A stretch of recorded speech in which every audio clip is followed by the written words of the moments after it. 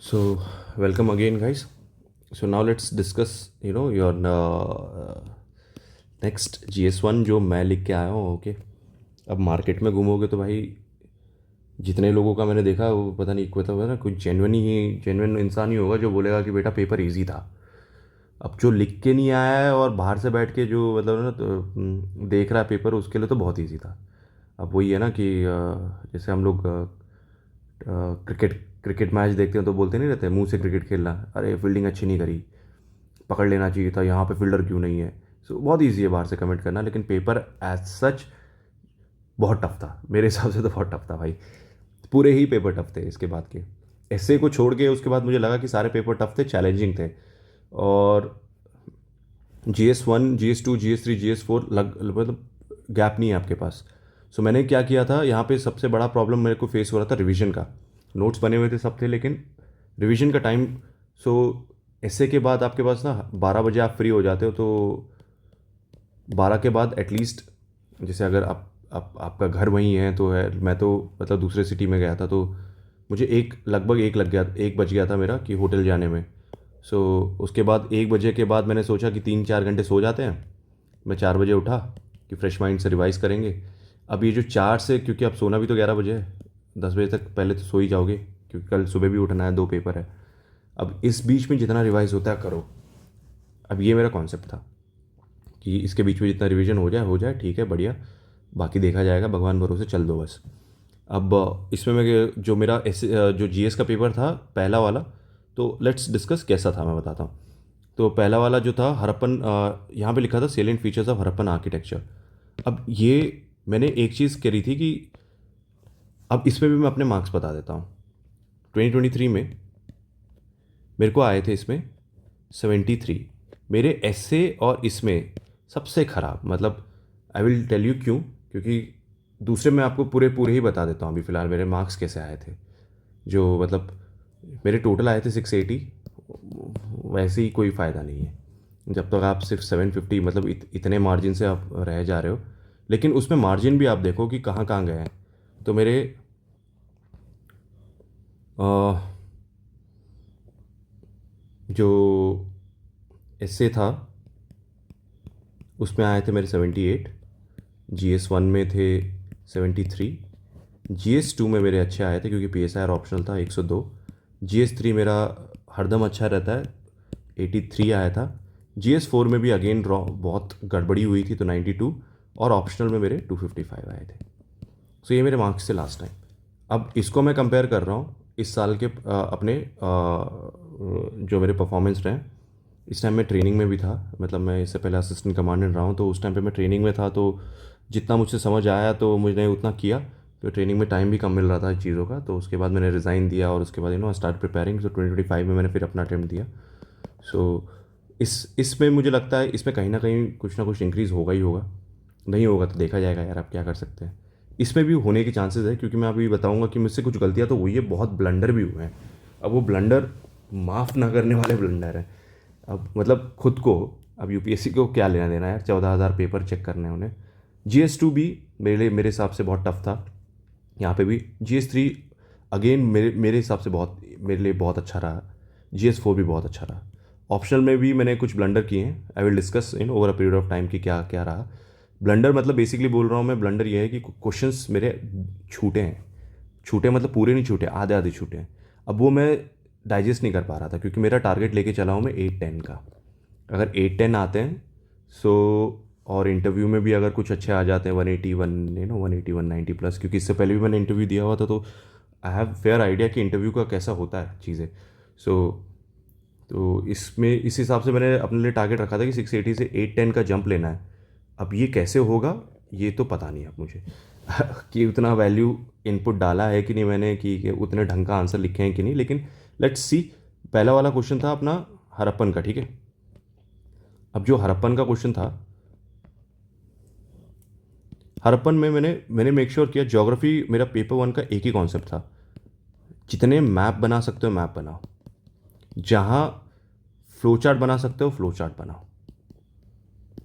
सो पहले वाले हरप्पन में तो सबको ही आता था, तो मैंने पहले ही अपना एक बना दिया कि ग्रिड सिस्टम का एक मैंने डायग्राम बना दिया, सिटेडल दिखा दिया, और उसमें फिर डबल स्टोरी बिल्डिंग दिखा दी, डॉकयार्ड दिखा दिया, ये सब बेसिकली, और योर ड्रेनेज सिस्टम, ये सब सब ने लिखा होगा। लेकिन मैंने इसमें एक एड ऑन क्या किया था, रिसेंट एग्जांपल मैंने पढ़ा था लोथल का, जहाँ पे म्यूज़ियम बन रहा है। नेशनल मैरीटाइम सिक्योरिटी में कुछ मैंने पढ़ा था जब मैं पढ़ रहा था, तो मैंने वो एग्जांपल भी डाला कि रिसेंटली ना गवर्नमेंट ऑफ इंडिया इसको प्रमोट कैसे कर रहा है। तो यहाँ पे एक म्यूज़ियम बन रहा है, तो इस म्यूज़ियम के बारे में मैंने ऐड ऑन कर दिया था, जो कि हो सकता है कि ना कि मुझे शायद कुछ आधा मार्क्स एक्स्ट्रा फेच कर दे, जो जनरल एग्जाम्पल के हिसाब से। तो ये एक मैंने डाला था। फिर सेकेंड सेकेंड क्वेश्चन था क्या, examine the main aspects of Akbar religious syncretism. अब ये वाला जो क्वेश्चन था,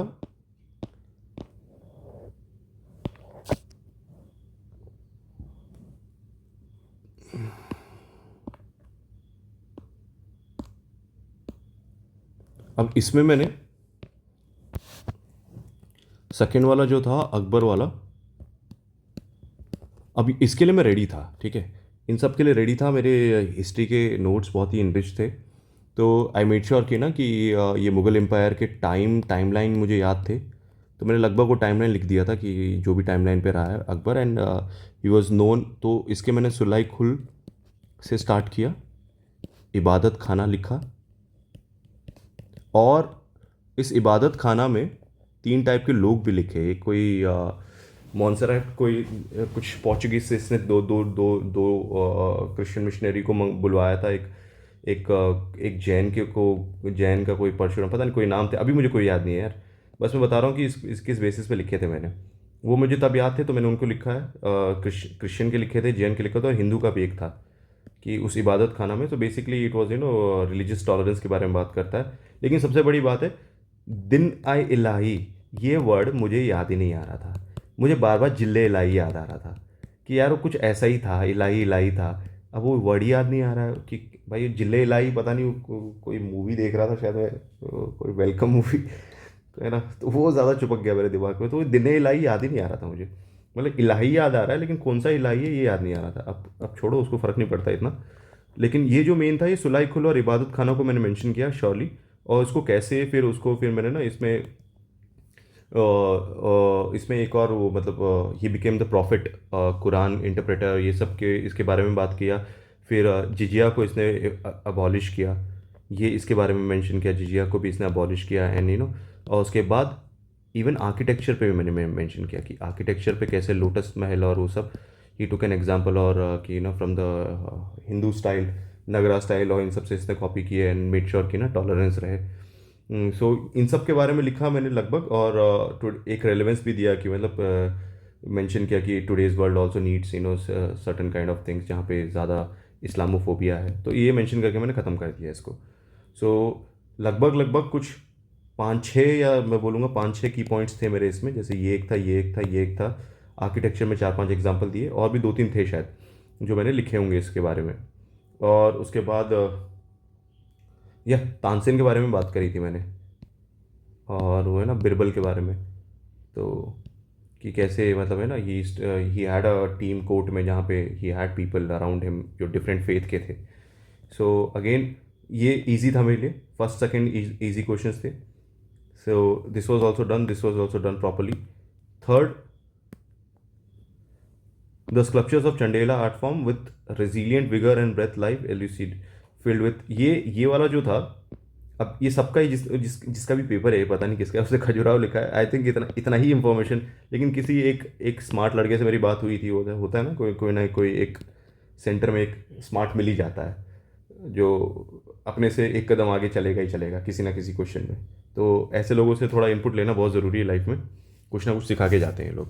सो एक ऐसे ही मेरे मेरे सामने था, वो शायद लास्ट टाइम 780 आए थे उसके, लेकिन इंटरव्यू आउट था बेचारा। सो वेरी स्मार्ट गाई, और केरला का था वो, तो वेरी टैलेंटेड। सो उससे मेरी बात हो रही थी, क्योंकि पेपर वन ख़त्म होते ही ना मैं थोड़ा सा, मैं बताऊंगा क्यों आई वॉज नॉट हैप्पी, क्यों मैं बताता हूँ इसके बाद। थर्ड वाले में मैंने क्या किया, मैंने पहले तो चंडेला, ये जिजुबुती डायनेस्टी के बारे में मुझे पता था बस, कि ये ना चंडेलाज और इन लोग का क्या सीन था। तो मैंने लिख दिया चंडेलाज और जिजुबुती डायनेस्टी, और इनका टाइमलाइन भी पता था मुझे, लगभग कुछ 1100 के आसपास के थे ये लोग। तो मैंने वो स्टार्ट किया। फिर मैंने उनके टेम्पल्स के बारे में लिखना स्टार्ट किया, जो टेम्पल के बारे में जो नहीं था, बस मैंने क्या किया, दिमाग क्या लगाया, इंडिया का मैप बनाया, सीधा बीच में खजुराहो लिख दिया। अब मेरी एक बार पोस्टिंग सियाट में हुई थी, तो ये शिवपुरी में है। सो यहाँ पे मैंने खजुराहो का बोर्ड देखा था एक बार कि कहाँ पे है, तो मुझे फेयर आइडिया था। मैं हूँ वैसे साउथ इंडिया से, सो मुझे कोई आइडिया नहीं था है कहाँ। तो बस मैंने मार दिया यहाँ पे खजुराहो। बाकी भी थे टेम्पल्स के बारे में थे, लेकिन जो याद नहीं आया मुझे। तो ये जो मैं बता रहा हूँ ना, जो जिस बंदे से मेरी बात हुई उसने ये टेम्पल्स के बारे में भी लिखे हैं कि different forms of temple, not just your Khajuraho, he wrote about 2-3 more temples. जो कि मुझे बहुत सही लगा कि मतलब यस यार, ये ज़्यादा बेटर आंसर था उसका। लेकिन उसके बाद मैंने इसके जो यूज़फुलनेस थे वो मैंने थोड़े एलोबरेट किए। जैसे जो स्कल्पचर्स थे, स्कल्पचर्स में it talked about animals and real life. Second, women empowerment के बारे में बात करता है। अब नाउ एक विमेन एम्पावरमेंट को सेंशुअल वे में भी दिखाया हुआ है वहाँ पे, so which leads to your sex education. So मैंने वर्ड्स को थोड़े थोड़ी क्लीन रखने की कोशिश करी कि कैसे they kept it more humane and sensual sex education. Animal motives were there, paint and inside. एक बार मतलब रिसेंटली मैंने एक ऐसी कोई शायद इसमें देख रहा था मैं, सांसद टीवी में कवर किया था इसके बारे में। तो मैंने उन टेम्पल्स को, मुझे याद है, रफली याद है कि अंदर अंदर ना कुछ बने हुए थे इनके पेंटिंग्स। तो उन पेंटिंग के बारे में मैंने कुछ बात करने की कोशिश करी बस। और इससे ज़्यादा मुझे कुछ नहीं आता था इसके बारे में कि खजुराहो ये सब, इतना ही पता था यार। अब ये क्वेश्चन मुझे ऐसा लगा कि मैंने मतलब हो सकता है कि मुझे अगर दो तो दे ही देगा यार, दो दो तो दे देना चाहिए इतने के लिए। अगर दो भी नहीं देगा तो भी ठीक है, अब छोड़ो, अब उसमें क्या रोना। लेकिन उस लड़के से जो बात हुई थी मेरे, मैंने जो बताया केरला वाला, उस टेम्पल्स के नाम उसने बहुत अच्छे दिए हुए थे। जो मेरे को जब उसने मुझे बताया तभी मुझे क्लिक कर गया था यार, yes those temples were also थे। सो ये जितना जिसको जैसा याद आया उसने लिखा होगा, या जो कोई हिस्ट्री बैकग्राउंड से रहा है, जिसका ऑप्शनल हिस्ट्री है, उसने मेरे हिसाब से बेटर लिखा होगा answer. Next next let's jump to your next question. या this was third, so I would say half heartedly ये मैं मार्क कर दे रहा हूँ कि जो मैंने अच्छे से अटैम्प्ट किए मैं वो भी बता रहा हूँ। फिर how climate change and sea level rise affects the very existence of many nations discuss with example. ये मैंने बहुत अच्छे से लिखा क्योंकि मेरा एनवायरनमेंट बहुत अच्छा है। क्लाइमेट चेंज के मुझे बहुत सारे पॉलिसीज़, आईपीसीसी के रिपोर्ट्स और फिर यूएन के रिपोर्ट्स, ये बहुत सारे याद थे। और फिर मैंने इसमें फिपिक नेशन के बारे में बात करी and how rise of sea level कैसे अफेक्ट करता है वो एग्रीकल्चर को लेकर, उसके बाद लैंड इनंडेशन और सबमर्जेंस और फ्रेश वाटर, इन सब के बारे में मेंशन किया। डिस्कस विद एग्जांपल में बेसिकली मैंने कुछ मतलब जो फिपिक कंट्री और मेलोनेशिया के कंट्रीज़ के नाम लिए थे। और उसके बाद even I mention the names of Andaman Nicobar. और वो जब during your examples like tsunami में भी कुछ ऐसे देखे गए थे कि जो बहुत सारे सबमर्ज हो गए थे। एंड रिसेंट एग्जाम्पल जो मालदीव्स और ये जितने भी स्मॉल आइलैंड नेशंस हैं हमारे नीचे, they are also facing it. तो मैंने उनके बारे में मेंशन किया था और ये ईजी था मेरे लिए, इसके में मुझे कोई भी प्रॉब्लम फेस नहीं किया। I gave lot of reports, कुछ भी सब्सटैंशिएट किए थे मैंने, रिपोर्ट्स को मेंशन करके ही किए थे इसमें। सो क्लाइमेट चेंज को फिर मैंने मेंशन किया। इसमें मैंने ट्राई किया कि एसडीजीज़ को मेंशन करूँ मैं। एसडीजी 13 मैंने मेंशन किया था यहाँ पे। क्यों, मैंने पहले ही अपने पेपर पे लिख दिया था ऊपर कि ट्राई टू मेंशन एसडीजीज़ गोल्स, पहले ही ऊपर लिख दिया था। तो उस पेपर में मेरे को ये फ़ायदा हुआ कि मैं बार बार अपने जब भी क्वेश्चन पेपर को देख रहा हूँ मैं, तब मुझे याद आ रहा है कि कोई भी एसडीजी याद आता है लिख देना कहीं भी। तो मैंने यहाँ पे एसडीजी 13 डालने की कोशिश करी और कुछ कुछ ऐसे भी इंफॉर्मेशन दिखे और जैसे इंडिया क्या कर रहा है। और इसमें फिर कुछ एग्जांपल सॉल्यूशंस भी दिए थे, जैसे लो टेम्परेचर डिसैलिनाइजेशन प्रोजेक्ट जो स्टार्ट हुआ है, one of the goal in NAPCC, वो सब भी मेंशन किए। तो ये अच्छा था मेरा, तो इसमें मुझे कोई प्रॉब्लम फेस नहीं हुआ, this was good. Then fifth, what are non-farm primary activities? How are these activities related to physiographic feature in India? Discuss with suitable examples. Now ये मेरा भी ये भी बहुत अच्छा गया मेरा। अब नॉन फार्म एक्टिविटीज़ सीधा मैंने डेफिनेशन ही अपना वहीं पे बनाया, which are not related to farming. Basically मैंने पहले तो डिफाइन करा कि which are not related to farming है, उसके उसमें माइनिंग, क्वारिंग और सारे जैसे फिशिंग, एक्वाकल्चर, रेयरिंग और शिप रेयरिंग, हर्ड रेयरिंग और even hemps. like what I did for this was, first fifth वाले में मैंने पहले तो मैंने डिफाइन कर दिया कि क्या होता है विथ एग्जांपल। उसके बाद डायरेक्टली एक इंडिया का मैप बनाया मैंने, यू नो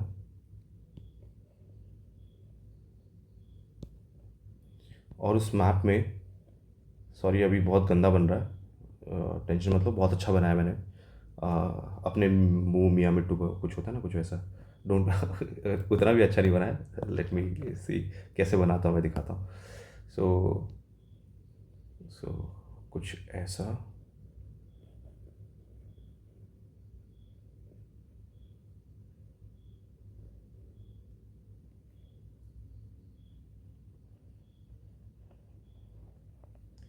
अब ये बनाने के बाद मैंने हर जगह मेंशन कर दिया कि क्या मिलता है, क्योंकि मैंने बोला था ना कि पहला ही मेरा प्लान था कि इसमें जितने मैप बना सकते हो बना दो भाई, उतना फ़ायदा है। तो मैंने इस एरिया को पूरा माइनिंग को कोड किया, ये पूरा यहाँ पे फिशिंग विशिंग मैंने डाला, यहाँ पे मैंने सॉल्ट पैन डाल दिया, और उसके बाद फिर यहाँ पे मैंने पश्मीना ये सब डाल दिया।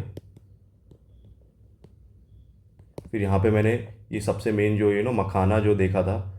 अब मखाना को फार्म में मैं कंसिडर नहीं करता हूँ, क्योंकि दिस आर ग्रोन ये वीड लाइक है। फिर यहाँ पे मैंने ना हेम्प डाला था, हेम्प। अब जो उत्तराखंड और हिमाचल वाले एरिया में होगा उसको पता होगा हेम्प क्या होता है, तो उसके बैग्स भी बनते हैं। और भी दो तीन एग्जांपल मैंने यहाँ से भी डाले थे, और जैसे सिल्क रेयरिंग भी डाला था मैंने इसमें। अब वो एग्रीकल्चर से रिलेटेड नहीं है बिल्कुल भी, मेरे को जो लगता है, क्योंकि सिल्क रेयरिंग वो जो झाड़ है उनमें से उगते हैं। तो अब इनको मैंने एक्सप्लेन कर दिया, फिर जब मैंने डायग्राम बना दिया और फिर लिख दिया कि फिगर ये है, और इसको मैंने फिर एक्सप्लेन कर दिया एक एक पॉइंट, क्योंकि दो दो पन्ने ही लिखने थे। एक पन्ने में तक तो मेरा इंट्रोडक्शन और ये डायग्राम खत्म हो गया।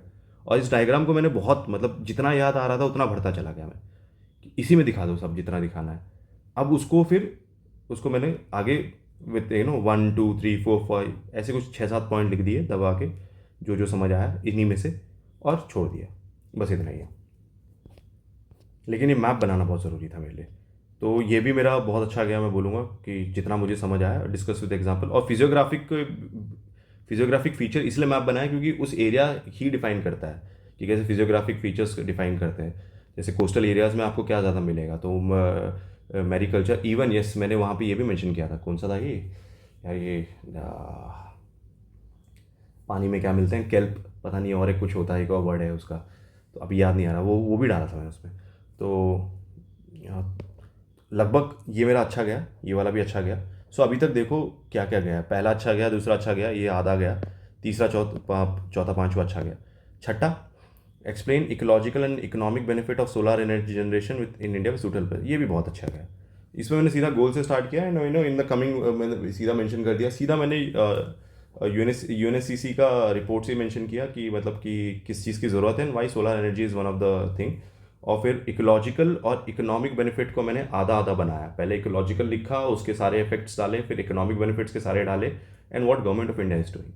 उसमें सब बहुत सारे सोलर पावर प्लांट्स, पार्क्स, इन सब के बारे में बताया, फिर इनिशिएशन के बारे में बात किया। सो ये भी बहुत, ये ठीक ठाक ही गया, बहुत अच्छा क्या ही बोलूँ, ठीक ठाक ही गया। सुनामीज, ये तो बहुत बढ़िया गया। क्यों?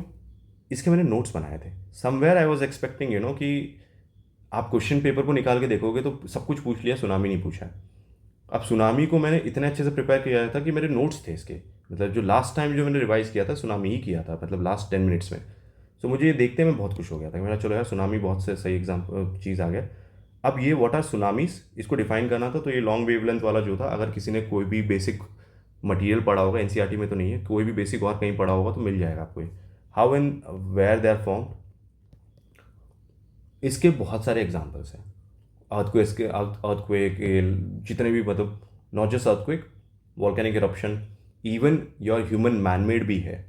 What are the consequences. अब इसमें मैंने ना सबसे सही चीज़ क्या करी थी, इसमें मैंने शोलिंग इफेक्ट दिखा दिया था। अब मैं सोच रहा था इसका डायग्राम बनाऊँ पूरा बैठ के, कि कैसे है ना पानी नीचे जाता है, फिर हॉरिजॉन्टल जाता है, वो सब मैंने सोचा। फिर मेरे डायग्राम इसको अब मुझे 3D बनाना पड़ रहा था। अब ये 3D बनाने के चक्कर में मुझे लग रहा था कि 3D मैं भूल चुका हूँ, प्रैक्टिस करके गया था मैं इसका, लेकिन मुझे लग रहा था कहीं भूल ना गया हूँ। तो इसलिए मैं सोचा कि इसको छोड़ दो, चुपचाप शोलिंग इफेक्ट दिखा दो। शोलिंग इफेक्ट मैंने फिर ऐसे ऐसे बना के दिखा दिया कि जब पानी इस लेवल के ऊपर बढ़ जाता है तो इसको शोलिंग इफेक्ट बोलते हैं। मैंने लिख दिया शोलिंग इफेक्ट, और फिर उसके डिज़ास्टर क्या दिखाया, और रिसेंट डिज़ास्टर को मैंने मेंशन किया जो अभी अभी हुआ था, कामचटका, कहीं पे रशिया के आसपास। तो ये मेंस के टाइम पे ही हो रहा था विथ एग्जांपल्स। अब मैंने इसके एग्जांपल्स में ना सबसे पहला तो 2004 को ही मेंशन कर दिया सीधा, कि क्या क्या हुआ था।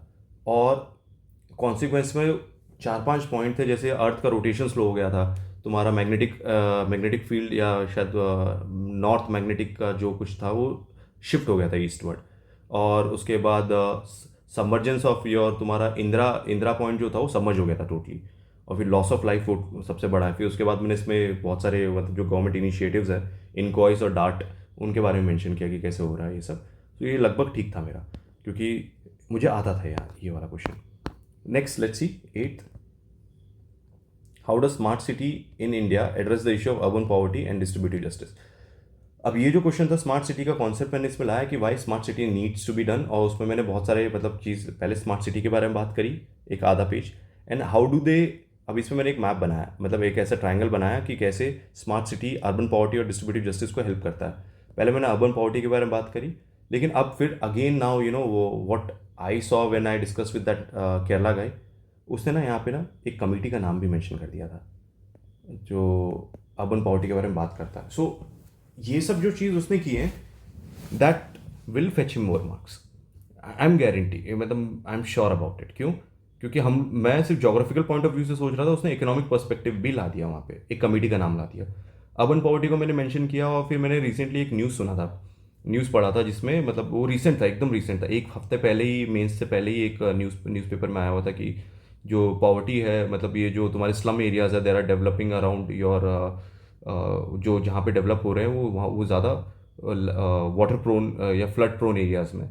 तो मैंने वो कोट किया, डिस्ट्रीब्यूटिव जस्टिस, अगेन इनइक्वालिटी, उन सब के बारे में मेंशन किया। ओवरऑल मेरा आंसर अच्छा गया कि मतलब मैंने दोनों को जस्टिफाई किया, लेकिन again this committee name when he said, कुछ तो मिस हो गई ना, मैं उतना सोच ही नहीं पाया, जबकि कमिटी तो मुझे भी पता था वो जो बोल रहा है, क्योंकि इकोनॉमी में था, लेकिन ये पेपर GS1 का था। सो मैंने बोला यार ये तो तूने बहुत अच्छा पॉइंट लिखा है। अब उसको कितना उसको इसमें एडवांटेज मिलेगा आई डोंट नो। मैं बस ये कंपैरिजन कर रहा हूँ, क्योंकि कंपैरेटिव कंपेयर करोगे तभी तुम्हें पता चलेगा कि वेयर डू यू स्टैंड ना। And I chose the best guy, क्योंकि वही सबसे अच्छा था मेरे हिसाब से पूरे। और हाँ, पूरा मैं माहौल बताता हूँ आपको, पूरे पूरे मेरे मेंस के माहौल को अगर मैं बताऊँ आपको कि अगर 300 लोग थे, आई वुड से 15 या 10 थे जो सीरियस थे, बाकी सब जैसे मेरे बगल में जितने भी बैठे हैं अभी तक, मेरे आगे पीछे, कुछ नहीं आता था उन्हें, लिटरली कुछ नहीं आता था। क्योंकि मैं हमारे जो जो पढ़ के आया था उनके हाथ नहीं रुकते हैं, और जो मेरे बगल में बैठे थे वो लोग सोच रहे थे। अब आप सोच लो कि क्या होगा फिर, है ना। जब भी मैं मतलब होता था ना कि अपने उंगलियों को स्ट्रेच कर रहा हूँ, या थोड़ा स्ट्रेस मतलब ब्रेन पे और स्ट्रेस डाल रहा हूँ यार, वो वर्ड कहता है जैसे वो जिले हिलाई वाले वर्ड पे, तो सॉरी दिने हिलाई। सो वैसी चीज़ों पे जब भी मेरा यहाँ वहाँ नज़र जाता था, तो मैंने जितने भी लोगों को देखा देवर मोर इन दैट थिंकिंग मोड पे थे वो लोग कि क्या लिखे। वो हेल्प नहीं करेगा आपको, बिल्कुल हेल्प नहीं करेगा। आप भूल जाओ कि पेपर भी कंप्लीट होगा उससे। सो ये आंसर भी मैंने ठीक ठाक लिखा। अब ये जो 9 था ना, ये बहुत ही ट्रिकी क्वेश्चन था। अब ये जो था, the ethos of civil servants in India stands for the combination of professionalism with nationalistic consequence consciousness. अब मैंने जब ये क्वेश्चन पढ़ा तो मैं खुद शॉक था। मैंने यार सिविल सर्विसेज पेपर 2 में आना चाहिए, यहाँ क्यों पूछ रहा है। अब लिखना तो पड़ेगा, अब ये लिखना भी पड़ेगा ज्योग्राफी और हिस्ट्री के पॉइंट ऑफ व्यू से, तो हिस्टोरिकल पॉइंट ऑफ व्यू से हिस्ट्री के पेपर के हिसाब से मैंने सोचा कहाँ से स्टार्ट करें इसे। तो मैंने सबसे पहले इसको सीधा इंट्रोड्यूस किया कि स्टील फ्रेम ऑफ इंडिया कहलाया जाता है, लेकिन जो प्रोफेशनलिज्म है मैंने सीधा इसको डाला कॉर्नवालिस से। कॉर्नवालिस को कनेक्ट किया मैंने यहाँ पे कि he was the first person to separate your judicial magistrate and executive magistrate, and बैंड ये जो भी पैसा वैसा लेना, घूसखोरी, ये सब इससे बैन किया था। फिर पुलिस सिस्टम, इन सबको इसने प्रॉपर वे में डिज़ाइन किया था। उसके बाद taking a Q from him, बाद में देखा गया कि UPSC एक संस्था डेवलप हुई। एंड तो मैंने इसको प्रोफेशनलिज्म में, और आज कैसे कोड ऑफ कंडक्ट एंड जैसे CCS रूल्स और ये सब है, इसकी इस वे में अकाउंटेबिलिटी और इन सबको मेंटेन किया जाता है। फिर नेशनलिस्टिक कॉन्शियसनेस में मैंने इसको फिर अगेन पुराने टाइम से लेके गया कि हिस्टोरिकल पर्सपेक्टिव से, कि जैसे और there was many people who join, Tagore था, और एक और ये अपना ये कौन था, सुभाष चंद्र बोस था। और उसके बाद फंडामेंटल ड्यूटीज़ से कनेक्ट किया कि it is one of the fundamental duties in today कि you need to cherish your national goal and work towards the development, और वो सब लिख के छोड़ दिया मैंने बस। And need to be more professional, ये सब लिख के मैंने छोड़ दिया। लेकिन इसमें बस मैंने ज़्यादा मेंशन किया इसमें प्रोफेशनलिज्म और नेशनलिस्टिक में लगभग लगभग 5-5 पॉइंट लिख दिए मैंने, कि अगर सही लगेगा तो दे देगा मार्क्स, नहीं देगा तो नहीं देगा, छोड़ो। लेकिन ये थोड़ा ट्रिकी था मेरे लिए, 100% ट्रिकी था। फिर नेक्स्ट है, what do you think globalization results only in aggressive consumer culture. अब ये जो था ये भी ठीक ठाक लिखा है, क्योंकि पहले मैंने ग्लोबलाइजेशन का डेफिनेशन लिख दिया कि what do you mean by globalization, और एग्रेसिव कंज्यूमर कल्चर में इसमें मैंने मैप किया कि मतलब कैसे globalization has literally reduced your time and space. तो इससे क्या हो गया है कि जो कल्चरल ये होमोजेनाइजेशन है ये बढ़ चुका है, और उस चक्कर में जो वेस्टर्न कल्चर्स है वो ज़्यादा अडॉप्ट कर रहे हैं हम लोग। और उसमें मैंने इसमें पॉप कल्चर, खाना, मैकडोनलाइजेशन और वो सब डाला। लेकिन फिर उसमें मैंने इसका स्टेप ये भी लिया कि it doesn't always lead to aggressive consumer culture, there is a cultural diversity also, there is a spread of indigenous things which is going on. तो मैंने इसका दोनों एक बैलेंस अप्रोच रखा। But again what is needed is to safeguard your own culture and ये सब के बारे में लिखा, और फिर बस। लेकिन इसको मैंने दोनों साइड पे लिखा। अब अगेन इसको ज़्यादा अच्छे से लिख सकता था क्या, ये मुझे नहीं पता। तो ये भी मैं थोड़ा सा मान के चलता हूँ कि शायद मेरा उतना वैल्यू, मतलब उतना अच्छा नहीं गया है। ठीक है, लिखा तो है मैंने पूरा जितना मुझे समझ आया, और इसके डेफिनेशन को लेकर और सारे जितने वर्ड्स होते हैं वो सारे लिखे हैं। लेकिन फिर भी लगता है, मन से लगता है ना अंदर से, कि शायद और बेटर लिख सकता था। तो इसमें मेरा थोड़ा ऐसा लगता है कि हाँ कुछ और हो सकता था। ज्योतिबा फुले ये अच्छा गया मेरा, बहुत अच्छा गया, क्योंकि इसको लेकर मैं बहुत रेडी था। ये मैंने कुछ टॉपिक्स है स्पेक्ट्रम में जो मुझे पता था कि यहाँ से क्वेश्चन तो उठेंगे, 100% उठेंगे। तो इनको मैंने ना शॉर्ट नोट्स बनाए थे, अच्छे से शॉर्ट नोट्स बनाए थे, हर इंसान पे बनाए थे। तो ज्योतिबा फुले के बारे में मुझे जितना पता था, अब वो सत्य सोडक समाज, गुलामगिरी, ये सब तो था ही। Dalit first word, and he was even consider as the first, मतलब माली ग्रुप से जो पैदा हुआ था। एजुकेशन, विमेन एजुकेशन, उसके बाद बाल हत्या, हितवाड़ी पता नहीं कुछ था उसका, बाल हत्या समाज करके उसने और उसकी वाइफ ने बनाया था। फिर अगेन 2 पेज तक मैं इसके बारे में लिख पाया जितना मुझे समझ आ रहा था। फिर मैंने सोचा यार तीसरा पेज क्या लिखूँ। तब मैंने इसके वाइफ के बारे में लिखना स्टार्ट किया कि Savitri by Phule taking like after it was not just him alone, it was his wife also who collectively they fought for the women empowerment. Like she was considered as the first women teacher in the modern India history. And उसके बाद उसके जितने काम थे, उसके कुछ books थे जो मुझे याद थे, कुछ काव्य फुले, ये सब वो सब उनके बारे में मैंने मेंशन किया। अब मेरे हिसाब से जितने भी लोगों से मैंने इसके बारे में आंसर पूछा है, बहुत लोगों ने ये सब मेंशन ही नहीं किए। सो मुझे लगता है कि ओवरऑल कंपैरेटिवली मेरा बेटर आंसर रहा है इसमें। और मुझे टाइमलाइन भी पता था, और रिनाइजेंस मूवमेंट को भी मैंने डाला, और कैसे दिस वॉज अगेन टुडे, जैसे B R Ambedkar and this आज के डेट में जो रिजर्वेशन पॉलिसीज़ हैं, इन सब के बारे में मेंशन कर दिया था मैंने इनमें। सो ओवरऑल ठीक ठाक था। ये जो क्वेश्चन है, ये तो यार मैं बता रहा हूँ ना कि वो पाकिस्तान वाले जैसे रोते हैं ना, मारो मुझे मारो, ये वाली फीलिंग थी इसमें मेरे। इसमें मैंने बहुत बड़ा ब्लंडर किया है, बहुत बड़ा। अब मैं आपको कैसे बताऊँ। अब इसमें लिखा था trace India's consolidation process during early phase of independence, और मैं इसमें पता है क्या आंसर लिख के आया हूँ, early phase of national independence movement के बारे में लिख के आ गया हूँ। मतलब अगर इतने सारे आंसर पढ़ने के बाद अगर किसी को मेरे पे दुआ, मतलब ना दया आ जाए, तो मुझे 1 मार्क्स देगा शायद। जबकि मुझे पूरा आंसर आता है, ऐसा नहीं है कि मुझे बिल्कुल नहीं आता, पूरा आता है मुझे। गलती कहाँ कर दी मैंने, ये जल्दीबाजी में जो ये पढ़ा ना। मेरा टाइमलाइन स्टार्ट हुआ 1885 से लेकर 1947, और इन्होंने पूछा है 1947 से लेकर आज तक। तो आप समझ लो पूरा ही गया मेरा ये। बहुत रोना आया है इस पर कि मतलब यार इतना बड़ा ब्लंडर कैसे कर दिया मैंने। अब अगर कोई खुशी खुशी मुझे एक आधा मार्क्स दे दे तो ठीक है, बच गया तो बच गया, नहीं बचा तो देखते हैं, भगवान जाने क्या होगा। लेकिन ये जो भी ये भी जो पड़ेगा ना, बहुत बहुत इनपुट्स हैं यार इसमें मेरे। लेकिन क्या फ़ायदा जब क्वेश्चन ही डिमांड नहीं हो रहा है, पूरा है ना, पूरा ही गलत है। तो इसमें तो मुझे बहुत रोना आया यार, मतलब आता हुआ क्वेश्चन, मतलब लिटरली जो होता है ना हिंदी वर्ड में, हक के आ गए हो। अब ये कर दिया मैंने यहाँ पे। तो चलो कोई नहीं, अब इसमें अभी रोने से क्या फ़ायदा। हो गया, ये गलती तो हुई है मुझसे। ये एक ही था क्वेश्चन जो मुझसे ब्लंडर हुआ है पूरे पूरे एग्ज़ाम में, बहुत बड़ा ब्लंडर हुआ है। सो ये तो पूरा ही गया, सो आई विल क्रॉस दिस, ये तो पूरा ही गया मेरा। 1 मार्क्स भी नहीं आएगा, आ गया तो दया है उस इंसान की जिसने चेक किया मेरा पेपर। 13th अगेन बहुत अच्छा गया, क्योंकि फ्रेंच रेवोल्यूशन में पूरा प्रिपेयर्ड था, और इसमें पूछा हुआ था कंटेम्प्रेरी वर्ल्ड, रिलेवेंस इन कंटेम्प्रेरी वर्ल्ड। तो फ्रेंच रेवोल्यूशन को पहले तो मैंने एक्सप्लेन किया कि उनकी जो इश्यूज़ थी, और Republic fail fail basically fraternity, equality, liberty को जो क्यों लेते हुए जो जो ये पॉलिसी बनी थी, जो जिस पे ये बना था, फ्रेंच रेवोल्यूशन पूरा बेस था, वो कैसे आज के सोसाइटी को गाइड करता है, उसमें मैंने इंडिया को ही सबसे पहला एग्जाम्पल ले लिया, जैसे प्रियम्बल में ही मैंशनड है। तो इन्हीं के बेसिस पे और दो तीन कंट्रीज़ को मैंने मेंशन किया कि कैसे रेलिवेंट है, लेकिन एक पेज मैंने पहले पूरा फ्रेंच रेवोल्यूशन के बारे में बात करी और कैसे रेलिवेंट है, फिर उसको मैंने मेंशन कर दिया। ये ठीक ठाक गया मेरा आंसर, इस पर मैं रेडी था। फिर नेक्स्ट था give geographical explanation distribution of offshore oil reserves of the world. अब इसमें पार्ट्स हैं, how are they different from onshore occurrence of the reserve. ये भी बहुत अच्छा गया, इसमें मैंने सीधा वर्ल्ड का डायग्राम बनाया और सीधा ऑफ शोर को मैंने मार्क करे।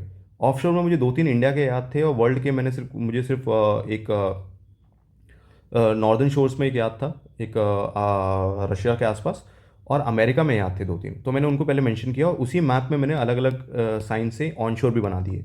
तो एक ही मैप में मैंने ऑन शोर ऑफ शोर दिखाया। फिर डिस्ट्रीब्यूशन के बाद how they are different from on शोर।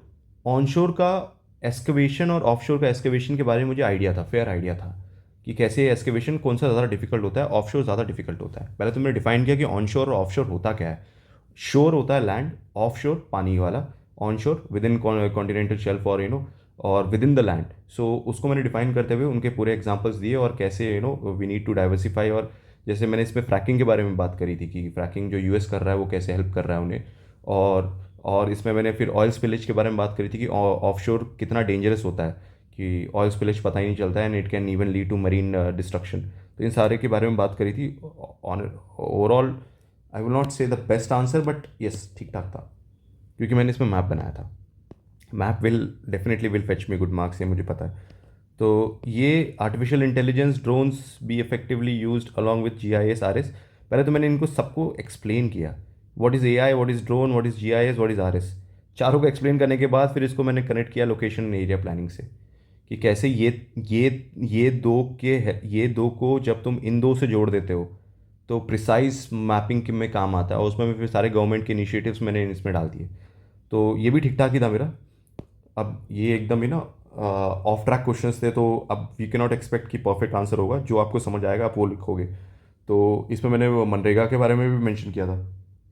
तो ग्राम सड़क योजना and even your movement of your your गति शक्ति अभियान, ये सब। और फिर locational area planning, proper town planning के लिए या कुछ भी डेवलपमेंट के काम के लिए, उन सब के बारे में मेंशन किया था यहाँ पे। सो नेक्स्ट था discuss how the changes in shape and size of continent. ये तो बहुत बढ़िया गया मेरा। इसमें तो मैंने बहुत सारे डायग्राम्स के साथ बनाया है। इसमें लगता है इसी में टाइम लग गया मेरे, क्यों 1920 आधे आधे छूट गए मेरे। ये बहुत बढ़िया गया मेरा। तो इसमें मैं तुम्हें कोई कोई दो राय नहीं है, क्योंकि ज्योग्राफी मेरा बहुत तगड़ा था। तो इसमें तो मैंने सीधा वर्ल्ड मैप में पहले तो मैंने सारे प्लेट्स दिखाए, सीधा दिखाया योर योर जोन ऑफ वो जो आर्क जो भी था, फायर रिंग ऑफ फायर को मेंशन किया। फिर subsidence your continental arc, your continental island, उसके बाद हिमालयाज, उसके बाद island arcs, ocean ocean ocean continent continent continent, उन सबको मेंशन किया मैंने with diagram. Even I have mention about Japan, कि मतलब कैसे जापान बना हुआ है 3 प्लेट से। सो ये सब से मैंने मतलब I am pretty much sure कि ये अच्छा गया मेरा। सो नेक्स्ट था distribution and density of population in Ganga river basin with reference to land, soil and water resources. तो इस पर 3 था। अगेन मैंने इसमें इंडिया का मैप ड्रॉ किया और उसका पूरा चेन दिखाया कि कैसे गंगा फ्लो होता है, और फिर उसमें डिस्ट्रीब्यूशन मार्क कर दिया मैंने, पॉपुलेशन कहाँ कहाँ मिलती है। अपर लेवल पे पिलग्रिमेज के लिए दिखाया, यहाँ पे दिखाया कि यहाँ पे बहुत सारी इंडस्ट्रीज़ है, और ये पूरे इसमें दिखाया गंगा यूपी और बिहार बेल्ट में जो एग्रीकल्चर एलुवियल सॉइल है उनके बारे में दिखाया, और इसको बता दिया कि कैसे। और लोअर लेवल पे कैसे your Kosi and your barrage system has affected population due to flooding, तो उसके बारे में मैंने मेंशन कर दिया था। ओवरऑल आई थिंक ठीक ठाक ही था। अब पता नहीं क्या होगा उसके आगे। Next 18, how do you account for growing fast food industries given that there is increase of health concern in modern industry, let's take example with Indian experience. So अब इसमें जो था फास्ट फूड इंडस्ट्रीज़ के बारे में मैंने सीधा लिख दिया था कि ड्यू टू ग्लोबलाइजेशन, क्योंकि ये सीधा सोसाइटी का क्वेश्चन था। तो ग्लोबलाइजेशन के बाद से जो देखा जा रहा है कि मतलब मिक्सिंग के लिए, उस चक्कर में जो फास्ट फूड इंडस्ट्रीज़ है, this has led to a lot of health concern. बहुत लोगों ने ना सिर्फ इसमें ओबेसिटी का इन्फॉर्मेशन लिखा हुआ है कि ओबेसिटी अराउंड 25% इंक्रीज़ हो चुका है। मैंने यहाँ पे चाइल्ड ओबेसिटी के बारे में भी बात करी है, क्योंकि ये रिपोर्ट में था, ये न्यूज़पेपर में आ रहा था कि 11 से 12% चाइल्ड ओबेस है आज इंडिया में। एंड उसमें मैंने फिर इसमें डाल दिया था high fat sugar salt content के चक्कर में, और उसमें मैंने FSSAI का रिपोर्ट भी डाला फिर बाद में, और व्हाट इज़ रिक्वायर्ड उसके बाद रिसेंटली FSSAI का जो ईट ईट पता नहीं कुछ ग्लोबल कैंपेन है, कुछ ईट वेल, वो सब डाला। और लेकिन ये रिपोर्ट पक्का डाला मैंने, HFSS वाला। एंड वो लेबलिंग वाला जो कॉन्सेप्ट चल रहा है कि लेबलिंग करनी चाहिए या नहीं, तो ये ठीक ठाक ही था मेरे हिसाब से। लेकिन यहाँ पे आते आते ना मेरे पास 7 मिनट बचे थे। अब मेरी हालत हो गई थी टाइट, क्योंकि मैंने जब देखा कि भाई 2 क्वेश्चन बचे हैं और दोनों आते हैं, लिखूँ तो लिखूँ कैसे, अब 7 मिनट बचे हैं। तो जब मैं 19वें पे पहुंचा, तो इसमें क्वेश्चन को समझने में मेरी थोड़ी टाइट हो गई, क्योंकि माइंड ना फ्रीज हो जाता है जब आपको पता है कि आपको आता है और टाइम टाइम टाइम बचा नहीं है। और क्या हो रहा होता है ना, जैसे 5 मिनट की घंटी बजती है कि 5 मिनट बचे हैं, वो टर्न करके बजा, मेरा दिमाग फ्रीज हो गया। मैं पैरानॉइड हो गया कि अब मैं 15-15 मार्क्स से लिखूँ तो लिखूँ कैसे। तो मैंने क्या किया, दोनों क्वेश्चन को पहले पढ़ लिया ढंग से कि क्या बोलना चाहता है। तो achieving sustainable growth with emphasis on environmental protection could come into conflict with poor people need in a country like India. पहले तो मैंने इसमें सीधा एक केस मार दिया, शमशेर कौन सा था यार वो, रंजीत सिंह का केस डाल दिया, क्लाइमेट चेंज वाला, कि right against climate change is a fundamental right, वो डाल दिया कि रिसेंटली सीन। और उसके बाद मैंने इसमें एक ट्राइंगल बना दिया, ट्रिपल बॉटम लाइन वाला, कि क्या चाहिए, तीनों चाहिए, और फिर एग्जांपल डाल दिए अलग अलग, कि कहाँ कहाँ क्या बन रहा है। बस इतना ही, ये मैंने आंसर वहीं ख़त्म कर दिया। फिर सीधा मैं पहुंचा 20वें पे, जहाँ पे लिखा था tribal development in India centres around 2 access displacement and rehabilitation. पहले मैंने ट्राइबल कम्युनिटी का इंफॉर्मेशन डाला, कितनी पॉपुलेशन है, गवर्नमेंट किस किस चीज़ों में इस पे, मतलब कितने सारे एक्ट्स है और क्या बॉडीज़ है, NCST, ये वो, मतलब पेसा एक्ट, तो फिर उसके बाद 5th शेड्यूल, 6th शेड्यूल, ये सब पहले मैंने लिख दिया कि एक आध मार्क्स दे दे इसमें। और उसके बाद डिस्प्लेसमेंट के बारे में मैंने सीधा स्टार्ट किया। इसमें मैंने अंडमान निकोबार के बारे में बात करी थी, जो ट्राइंगल अंडमान ट्राइलेमा के बारे में बात करता है, मैंने उसको मेंशन किया। उसके बाद बस्तर एरिया को मैंने मेंशन किया कि जो छत्तीसगढ़ में चल रहा है कि वो क्या है। उसके बाद डोंगरिया कुंड वाला, उड़ीसा का नियामगिरी हिल्स वाला मेंशन किया। ख़त्म, टाइम ख़त्म हो गया मेरा। वो मैडम जो मेरा चेक कर रही थी, मतलब जो वहाँ पे थी, वो मेरे मुंह पे आके खड़ी हो गई। मतलब है ना कि पेपर बस छीनना था उसे, बस दे ही नहीं रहा था मैं। मतलब ना कि घिसता जा रहा हूँ, ऐसे चल रहा है बस, जो जो समझ आ रहा है चल रहा है बस।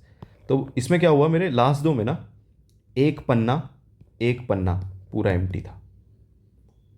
अब ये अफेक्ट तो करेगा क्यों, ये जो क्वेश्चन जो मैंने यहाँ ब्लंडर किया ना, ये तो रोना ही आ रहा है मुझे। अब ओवरऑल कैसा गया ये तो मुझे नहीं पता, अब वो देखा जाएगा कैसा गया। कंटेंट बहुत अच्छा था बाकी आंसर्स में, इसमें आधे आधे लिखे हैं, बहुत सारे कीवर्ड्स हैं, 1920 में बहुत सारे कीवर्ड्स हैं मेरे, लेकिन फिर भी वो कंप्लीट नहीं है। सो अगर मुझे यहाँ पे दो या तीन तीन भी देता है तो भी ठीक है। सो ओवरऑल मैं बोलूँगा कि मेरा परफॉर्मेंस लास्ट ईयर से तो बहुत बेटर रहा है, क्योंकि लास्ट ईयर में मेरे 3 क्वेश्चन छूट गए थे, तभी 73 आए थे। ज्योग्राफी पूरा ही ख़राब था मेरा, वो फोर्ड वाला एक क्वेश्चन था, और उसके बाद वो पुरवैया, जो मुझे समझ ही नहीं आता आज तक कि क्या था वो क्वेश्चन, क्योंकि मेरी हिंदी कितनी भी अच्छी हो, लेकिन हूँ तो मैं साउथ इंडियन ही फाइनली। तो मुझे वो समझ नहीं आया, जब बाद में पता चला वेस्टर्लीज के बारे में बात कर रहे हैं, मैं बोला यार ये क्या है। सो और एक क्वेश्चन था जो मेरा मिस हो गया था मुझसे। तो 3 क्वेश्चन तो मैंने बिल्कुल ही छोड़ दिया था, तो उस टाइम पे, और कंटेंट भी बहुत कम था, तब 73 आए थे। If I get 85 plus also I will be happy. क्यों, पेपर का लेवल टफ था। अगर 85 प्लस भी आता है तो I should be happy, this is what I am thinking, कि इसमें 85 प्लस आ जाए तो भी ठीक है। So this is it. Now let's discuss, in the next video I will be discussing my GS2 approach, कैसा रहा मेरा, ठीक है। चलो टिल देन टेक केयर।